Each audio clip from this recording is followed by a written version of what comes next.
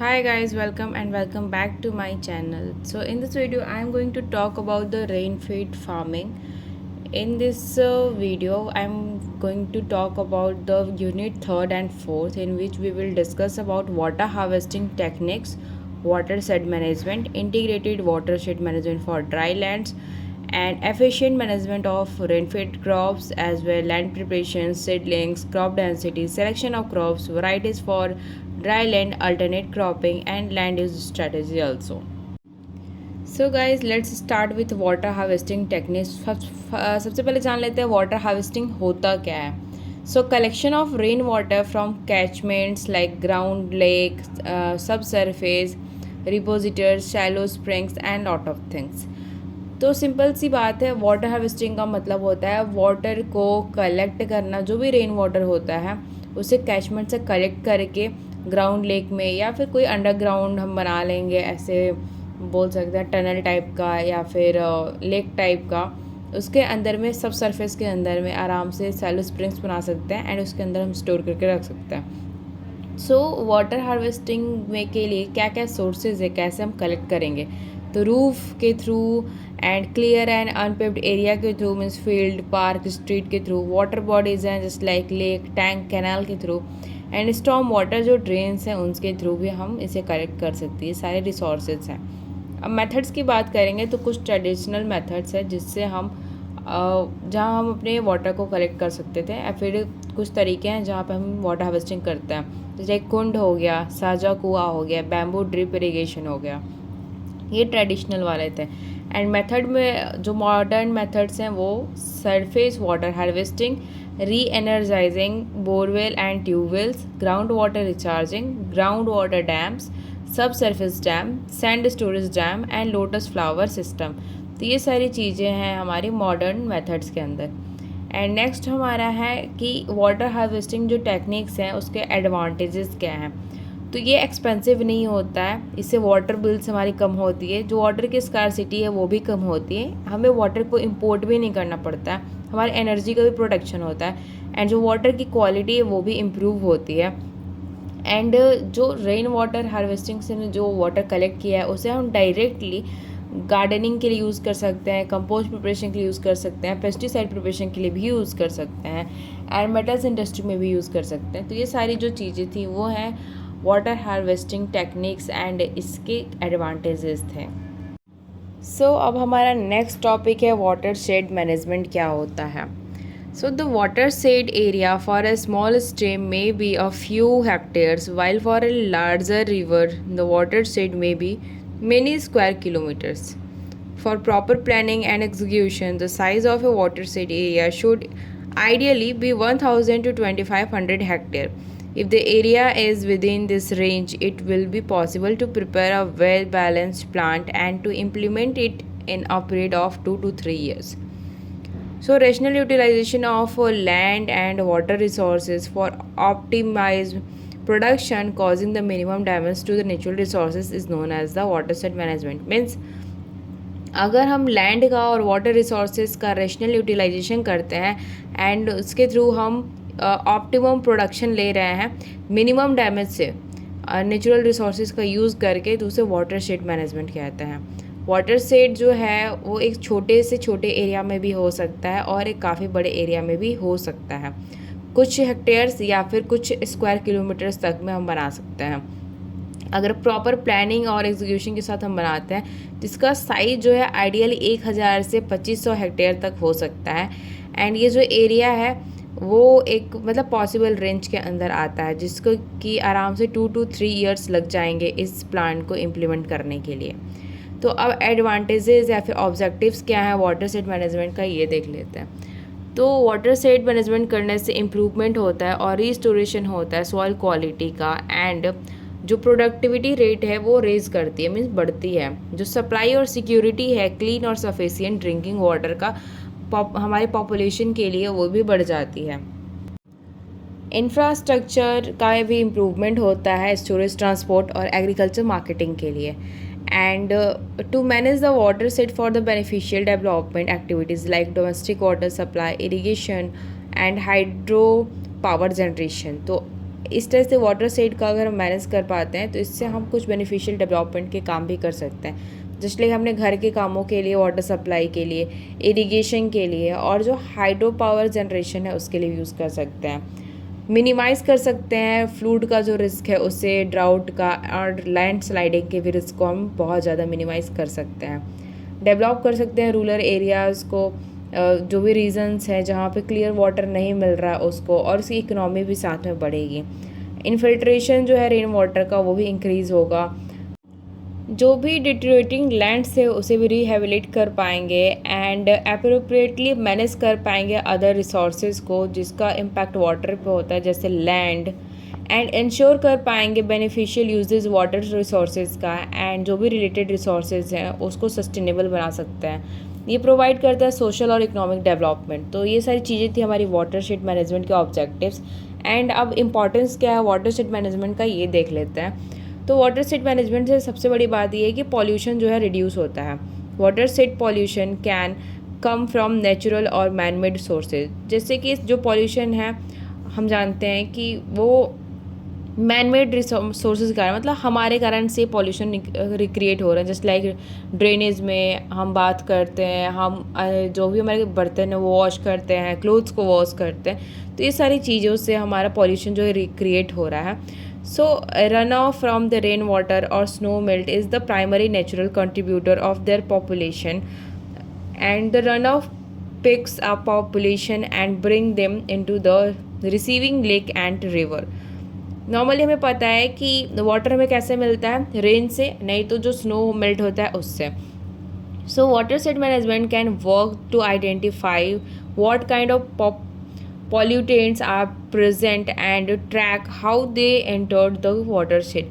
अगर हम water shed management करते हैं तो इससे हमें पता चल जाएगा किस टाइप के पॉल्यूटेंट्स जो हैं हमारे वाटर शेड में एंटर कर रहे हैं। Human source of the pollution are many any activity that take place within a water shade will affect the natural resources within a. इससे हम जो है ह्यूमन जो सोर्सेज हैं हमारे कारण, बहुत सारे हमारी एक्टिविटीज़ के कारण जो है पॉल्यूशन क्रिएट होता है। सो हम इसमें क्या कर सकते हैं, promote the partnership amongst the affected, जो पार्टीज़ हैं जो अफेक्ट हो रही हैं उससे हम पार्टनरशिप प्रमोट कर सकते हैं। कंट्रीब्यूट कर सकते हैं इकोनॉमिक हेल्थ के लिए। Healthy water shed can give a financial boost to the industries of tourism and agriculture, forestry and mining also. अगर हेल्दी वाटर शेड है तो इससे हमारा जो फाइनेंशियल बूस्टअप मिलेगा, अगर टूरिज्म है वो बढ़ जाएगी, इंडस्ट्रीज़ की, एग्रीकल्चर की, फॉरेस्ट्री की, माइनिंग की। When there is the water infrastructure for dams include in a water shed, it's good health can also ensure energy production and water supply for the agriculture, industries and purpose and household. अगर हम proper care करते हैं तो हमारे agriculture purpose के लिए, फिर industry purpose के लिए, फिर हाउस होल्ड पर्पज़ के लिए भी हमें अच्छा वाटर का सप्लाई मिल सकता है। And when you properly manage a water shed you are guaranteed the safety and health of every living thing in the area. अगर हम वाटर शेड को मैनेज करते हैं अच्छी तरीके से तो हम ये गारंटी ले सकते हैं कि जितने भी ह्यूमन बींग्स हैं या फिर जो भी चीज़ें हैं हमारे आसपास, उसकी सेफ्टी और हेल्थ के लिए हम खुद रिस्पॉन्सिबल है। अगर हम प्रॉपर मैनेजमेंट करते हैं, प्रॉपर केयर करते हैं, साफ़ सफाई रखते हैं तो ये सारी चीज़ों की प्रॉब्लम शायद नहीं आएगी इन फ्यूचर। सो गाइस, हमारा नेक्स्ट टॉपिक है integrated water shed management for dry lands. So let's get started. So integrated water shed management for dry land refers to a holistic approach to managing the water resources and land use in arid and semi-arid regions. Dry land are characterized by the limited rainfall and water scarcity, making it essential to efficiently utilize the available water resources for the sustainable development. Dry land का मतलब ये है कि वैसा area जो arid है या फिर सेमी एरिड है, जहाँ पे वाटर की अवेलेबिलिटी बहुत ज़्यादा नहीं है, वाटर की स्कैरसिटी है। तो अगर लिमिटेड रेनफॉल हो रहा है, अगर उसे एफिशिएंटली हम यूज़ नहीं करते हैं एंड जो रिसोर्सेज अवेलेबल है उसको अच्छी तरीके से हम यूज़ नहीं करेंगे तो सस्टेनेबल डेवलपमेंट नहीं हो पाएगा। तो सस्टेनेबल डेवलपमेंट करने के लिए इंटीग्रेटेड वाटर शेड मैनेजमेंट की बहुत ज़्यादा ज़रूरत है। ये जो अप्रोच है वो इन्वॉल्व करता है कोऑर्डिनेशन और इंटीग्रेशन बहुत सारे एक्टिविटीज़ का, स्टेक होल्डर्स का, एक स्पेसिफिक वाटर शेड में और कैचमेंट एरिया में। इसका एम होता है कि जो चैलेंजेस है वाटर स्कार्सिटी से रिलेटेड, सॉइल इरोजन से रिलेटेड, जो डिग्रेडेशन हो रहा है लैंड का, एंड जो डिजर्टिफिकेशन हो रहा है, मीन्स डिज़र्ट जो बन रहा है, उन सबको क्या करना है कि while promoting the sustainable livelihood and biodiversity conservation, अगर हम सस्टेनेबल लाइवलीहुड को प्रमोट करते हैं, बायोडाइवर्सिटी जो कंजर्वेशन प्रमोट करेंगे, तो हमारी जो प्रॉब्लम्स हैं छोटी छोटी, उससे हम बाहर आ सकते हैं। यहाँ पे कुछ की कंपोनेंट्स हैं इंटीग्रेटेड वाटर सेट मैनेजमेंट का ड्राई लैंड के लिए। जस्ट लाइक फर्स्ट है water resource management. Water resource management जो है वो इन्वॉल्व करता है एक्सेसिंग और जो अवेलेबल वाटर रिसोर्सेज हैं जैसे like rain water, surface water, ground water, इसको डेवलप करने का स्ट्रैटेजी होता है जिसमें हम ऑप्टिमाइज़ करते हैं और इसे यूज़ करते हैं।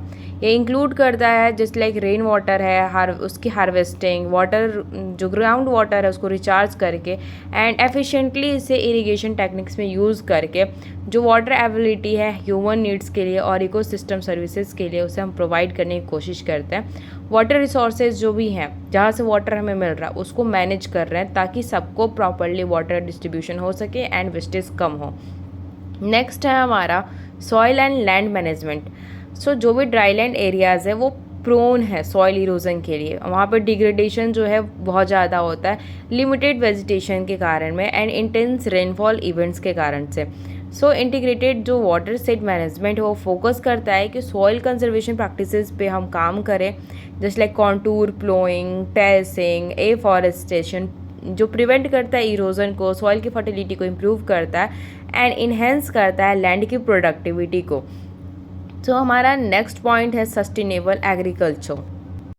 सस्टेनेबल एग्रीकल्चर में जो भी ड्राई लैंड एग्रीकल्चर है वो रिक्वायर करता है इनोवेटिव फार्मिंग टेक्निक्स जो अडॉप्ट होते हैं एरिड कंडीशन में and integrated water set management जो है प्रमोट करता है जो भी यूजेस हैं ड्रॉट रेसिस्टेंट क्रॉप्स के, वैराइटीज़ के एंड एग्रोफॉरेस्ट्री सिस्टम है उससे एंड कंजर्वेशन करता है एग्रीकल्चर प्रैक्टिसेस का जैसे लाइक बहुत कम टिलेज करना, मल्चिंग करना। These practices helps to conserve the soil moisture। In practices से soil moisture जो conserve होता है, evaporation कम होता है एंड जो एग्रीकल्चर प्रोडक्टिविटी है वो बढ़ती है क्योंकि ड्राई लैंड है तो यहाँ पे वाटर वेस्ट हम नहीं कर सकते हैं। सो नेक्स्ट हमारा पॉइंट है range land management.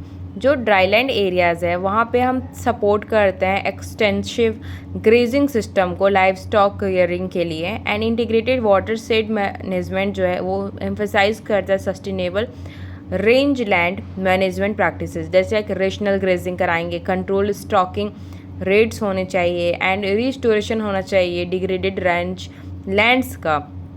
These major help prevent and overgrazing, इससे ओवरग्रेजिंग को प्रिवेंट किया जा सकता है एंड ये प्रोमोट करता है वेजिटेशन रीजनरेशन को एंड मेंटेन करता है इकोलॉजिकल बैलेंस को। हमारा नेक्स्ट पॉइंट है community participation and the capacity building. Integrated water set management जो है रिकॉग्नाइज करता है इम्पॉर्टेंस, जो लोकल कम्युनिटी है उसका इम्पॉर्टेंस, उसका जो डिसीजन मेकिंग है उसको, ये भी इम्पॉर्टेंट है एंड ये भी मैटर करता है ताकि हम अपना जो लैंड है उसे प्रॉपर्ली यूज़ करें, यूटिलाइज कर पाएँ। हमारा अगला पॉइंट है बायोडाइवर्सिटी कंजर्वेशन। जो भी ड्राई लैंड इकोसिस्टम है वो एक यूनिक होम है फ्लोरा और फौना का एंड ये अडॉप्ट करते हैं हार्श इन्वायरमेंट, जो भी इन्वायरमेंटल कंडीशंस हो रहे हैं। सो इंटीग्रेटेड वाटर सेट मैनेजमेंट जो है इसका एम होता है कि जो बायोडाइवर्सिटी है उसे हम कंजर्व करें, प्रोटेक्ट करें नेचुरल हैबिटेट्स को एंड प्रमोट करें रिफॉरेस्टेशन एंड एस्टेब्लिश करें wild life corridors and implement करें कंजर्वेशन प्रोग्राम्स। ये हेल्प करेगा हमारे इकोसिस्टम को मेंटेन करने में एंड जो भी पॉलिनेशन सर्विसेज देने वाले हमारे इकोसिस्टम फ्रेंड्स हैं जस्ट लाइक बीज और भी बहुत सारी बर्ड्स हैं तो उसे भी हम कंजर्व करें एंड बहुत सारे पेस्ट कंट्रोल और सॉइल फर्टिलिटी को भी हम प्रमोट कर सकते हैं। सो गाइज हमारा नेक्स्ट टॉपिक है एफिशिएंट मैनेजमेंट ऑफ रेनफीड क्रॉप्स। तो रेनफीड क्रॉप्स का हम एफिशिएंटली मैनेजमेंट कैसे कर सकते हैं। तो इंटीग्रेटेड जो वाटरशेड मैनेजमेंट हमने पहले पढ़ा है, अगर ड्राई लैंड में उसे इन्वॉल्व करते हैं तो ये इस्टेब्लिश करता है बहुत सारी प्रैक्टिसेस जो ऑप्टिमाइज़ कर सकता है प्रोडक्शन को, जैसे लाइक क्रॉप का सिलेक्शन। क्रॉप का सिलेक्शन जो है बहुत ज़्यादा इंपॉर्टेंट है, जिस like drought resistant crop varieties को हम सेलेक्ट करते हैं जो कि वेल सूटेड होता है एरिड कंडीशन के लिए एंड जो भी क्रूशियल रीजन्स है उसके लिए। और ये जो वैराइटीज़ हैं वो ट्रेट होती हैं, डीप रूटेड सिस्टम होता है इनका, जो कि खुद एफिशिएंट है कि वाटर को यूज़ कर सके अपने डीप रूट से, and tolerance to high temperature and drought stress. Soil and water conservation, ये इम्प्लीमेंट करता है सॉइल कंजर्वेशन टेक्निक्स को, just like contour ploughing, terracing, bunding, जिससे कि इरोजन जो है प्रिवेंट होता है एंड मॉइस्चर रिटेन होता है सॉइल के अंदर, एंड कंस्ट्रक्ट करता है स्मॉल चेक डैम्स को और पॉन्ड्स को, जो हेल्प करता है वाटर हार्वेस्टिंग और स्टोरेज रेनफॉल के टाइम पे। सो हमारा नेक्स्ट पॉइंट है crop selection and crop rotation. अगर हम अच्छी वैरायटी को चूज़ करते हैं वेल सूटेड रेनफीड कंडीशन में, तो ये हमें ड्रॉट से काफ़ी अच्छा टॉलरेंस देगा। एंड अगर हम क्रॉप को रोटेट करते हैं तो हमारे पेस्ट और जो डिजीज़ का प्रेशर है वो रिड्यूस होता है, एंड सॉइल की फर्टिलिटी और यूज जो करने की एफिशिएंसी है वो भी बढ़ जाती है। सो एफिशिएंट इरिगेशन मेथड्स भी हैं बहुत सारे, जिसके अंदर हम रेनफीड एग्रीकल्चर में जो सप्लीमेंटल इरिगेशन होते हैं उसे यूज़ करते हैं। ड्राई स्पेल के टाइम पे सप्लीमेंटल इरिगेशन की हमें ज़रूरत पड़ती है, तो यूटिलाइज़ करेंगे एफिशिएंट इरिगेशन मेथड को, जस्ट लाइक ड्रिप इरिगेशन को, स्प्रिंकलर सिस्टम को, और ये मिनिमाइज़ करती हैं वाटर लॉसेस को इवेपोरेशन के थ्रू और इंश्योर करती है targeted water delivery to crops. So guys, हमारे नेक्स्ट टॉपिक है कंजर्वेशन टिलेज। एडॉप्ट करेंगे कंजर्वेशन टिलेज प्रैक्टिसेस को, जैसे कि जीरो टिलेज और मिनिमम टिलेज, जो रिड्यूस करता है सॉइल डिस्टर्बेंस को और रिटेन करता है क्रॉप रेजिड्यू को फील्ड के अंदर, एंड हेल्प करता है सॉइल की जो मॉइस्चर है उसको कंजर्व करने में, और इम्प्रूव करता है ऑर्गेनिक मैटर कंटेंट को एंड रिड्यूस करता है इरोजन को। सो हमारा नेक्स्ट टॉपिक है मल्चिंग। सो मल्चिंग जो है, इसके अंदर हम अप्लाई करते हैं ऑर्गेनिक और इनऑर्गेनिक मल्च मटेरियल को, जस्ट लाइक जो क्रॉप रेजिड्यू है, स्ट्रॉ है, प्लास्टिक फिल्म है, उसे यूज़ करते हैं सॉइल सरफेस पे। एंड मल्चिंग जो है हेल्प करता है इवोपरेशन को रिड्यूस करने में, सॉइल मॉइस्चर को मेंटेन करने में, उसको एक लेवल देने में और कंट्रोल करने में वीड्स को, और उसे रेगुलेट करता है जो सॉइल का टेम्परेचर है उसे। सो हमारा 6 पॉइंट है न्यूट्रिएंट मैनेजमेंट।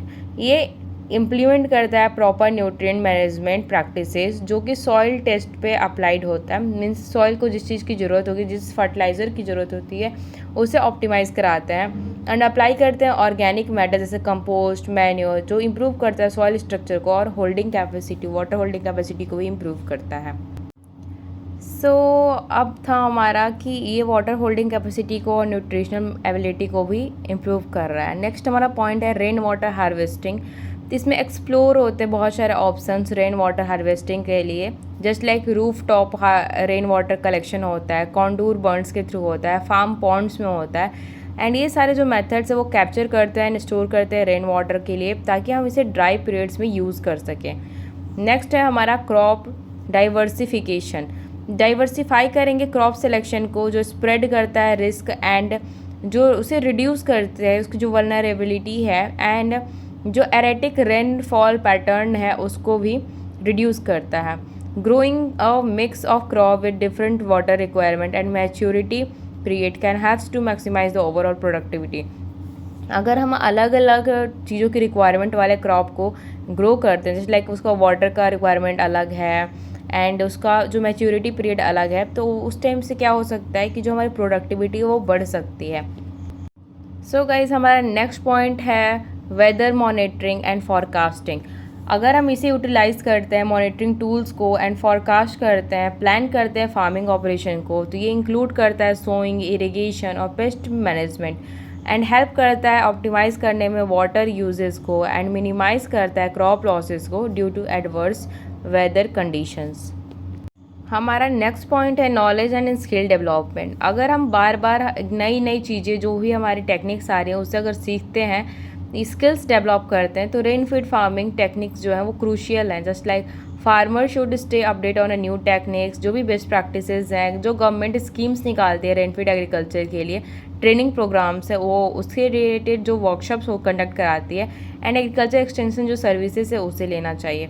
एफिशिएंट मैनेजमेंट अगर करना है रेन फीड क्रॉप्स का, तो उसके लिए हॉलिस्टिक अप्रोच जो है वो बहुत ज़्यादा वर्क करता है। जिसमें कि वो कंबाइन करता है बहुत सारे तरह के टेक्निक्स को, वो कंजर्व करता है वाटर को, एनहेंस करता है सॉइल की हेल्थ को एंड इम्प्रूव करता है ओवरऑल प्रोडक्टिविटी को, जब तक हम अडॉप्ट करते हैं स्पेसिफिक एग्रो क्लाइमेटिक कंडीशंस को किसी भी रीज़न के लिए। सो गाइज इस वीडियो में इतना ही and third and fourth unit हमारा कंप्लीट हो गया रेनफीड फार्मिंग का। एंड अगर आपको फर्स्ट और सेकंड यूनिट का भी वीडियो चाहिए होगा तो आप मुझे कमेंट में बता सकते हो, मैं उसे भी कवर करने की कोशिश करूँगी। So thanks for watching, love you all, bye bye, see you soon in next video and don't forget to like, subscribe and share.